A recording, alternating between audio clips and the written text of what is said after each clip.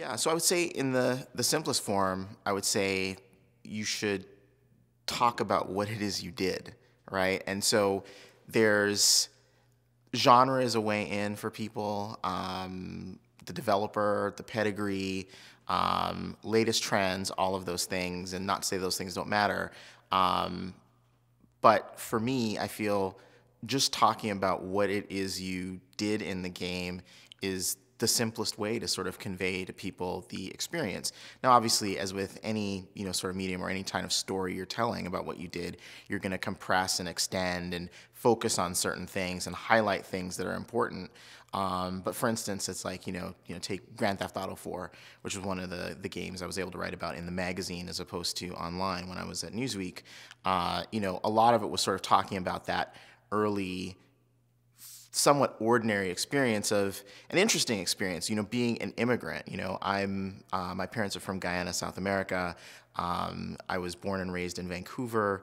I moved to the United States to go to college in California, and now I live in New York. So there was an aspect of that, even though I'm not an immigrant from Eastern Europe, there's an aspect of that that resonated with me and sort of finding your way in a new world. And it's a great metaphor for Grand Theft Auto because Rockstar knows the world, but when you're presented with it at first, you don't. So you're kind of an immigrant to whatever city. It might be Los Santos. It might be,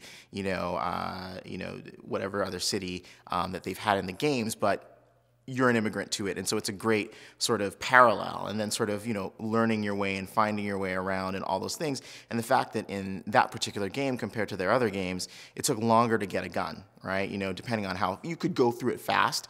It took me about 2 hours. That's probably a bit slower than certain gamers. And so like for me, I felt like not to sort of excuse the aspects of a Grand Theft Auto game that might be considered more disreputable by certain audiences but are core to the experience, but was to simply sort of convey, this is a bit different and sort of talk about it in terms of the experience. And for me, at the time, there were other people who were racing to compare it to, and I was getting pressure from some of my editors.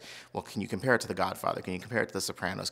All those things. I'm like, it's really not the same thing, and any comparisons along those lines are superficial. So I feel that for anyone who is a critic now writing about games, it's essential to capture the experience. And I feel, compared to when I started, not to even remotely claim that I was the first or among the first, I would just say that now, compared to when I started, there are a lot more people and a lot more interesting critics of games. And I feel like that's something that's a relatively recent phenomenon.